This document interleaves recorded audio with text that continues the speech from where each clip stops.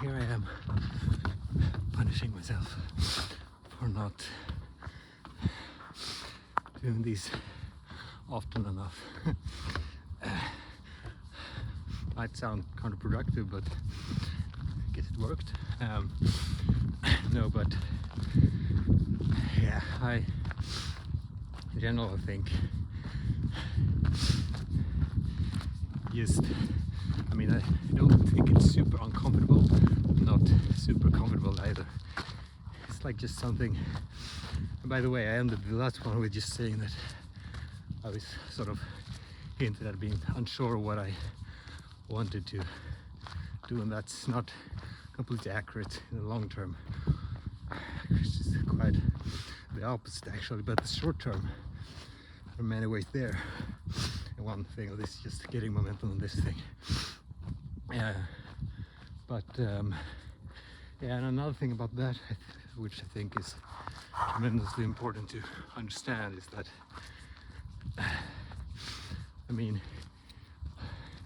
if you do something that could be perceived as quite odd or out of what most people would do, if you don't do it for a purpose or something that really get down to the core of what you actually want to do in life and purpose-wise, it's just sort of that sort of unease wanes out. That's the word, wanes. It fades out in comparison to, because you know what you want and you know what you, even criticism or even where people make fun of it. And not say that I've been the victim of that too much, but so yeah, I think it's actually in today's society extremely undervalued to really get down to the bottom of what the heck you're going to do with the life you've got dumped in your knee. And not just, I'm all for learning from authorities or those have gone before you, lived a long life, your parents, traditional wisdom and all that, but if you just accept it without have some critical view and actually questioning it, you end up I was about to say you will end up at the university. That's not really fair. University is about one of the most best places on this earth, and a reason for that we have this civilization, advanced civilization that we have, but some guy said that, an entrepreneur, that universities are meant to be a place for thought, but it ends up being a substitute for thought. And the reason he said that is because you fool yourself to believe that university just, you're on the path for something, good life, and your life is saved. But what you realize later on is that you were not handed the answer to your life's biggest questions.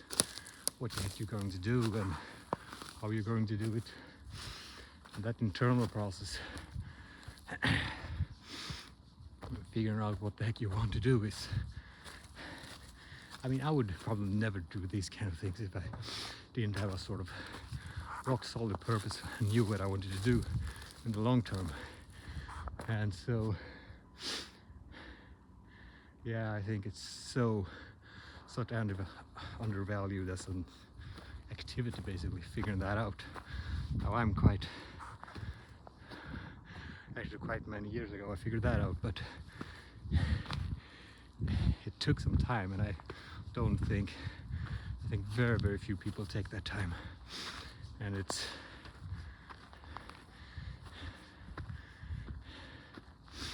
yeah. By the way,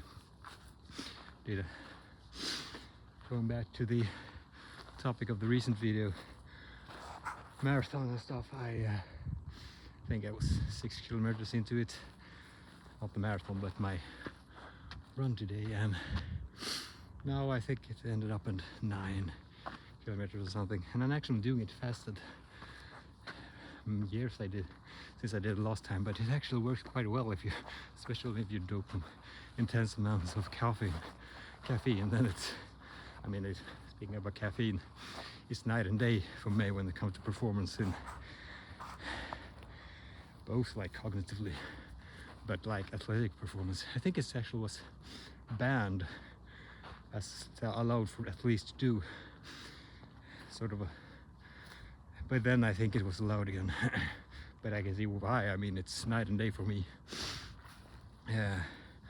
I definitely think it can be abused, and I'm definitely a caffeine abuser at times. But yeah. So yeah, fasted but on caffeine. I think it's 20 hours now. I don't think I will push it much longer. I've done many days earlier, but since I'm exercising quite hard and I am, well, basically need to eat a ton to keep my weight. I can't do too much fasting and stuff. But just if you haven't tried running when you're fasted, I mean, it's actually quite a great experience. You might not believe it. Might think you're exhausted, and it might be hard to get out and do, but after a while it's actually quite a nice experience, at least on caffeine. But if you think about it, it's not that strange. We're adapted for physical activity and chasing animals and stuff when we don't have energy, so we have to perform at high physical activity levels, even though yes, you don't, your sort of carbohydrates are drained if you're fasting, but it's still amazing what you can actually achieve with the human body, even if you're fasted. And even done it in, I mean, a couple of days fasting, although recovery is not perfect then, but it actually worked quite well. And if you think about the evolutionary argument for why that is not that strange, it's actually, no, it's not that strange at all. It's actually quite reasonable that that's the case.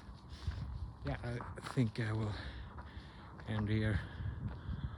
Yeah, purpose. Most important thing in life, basically.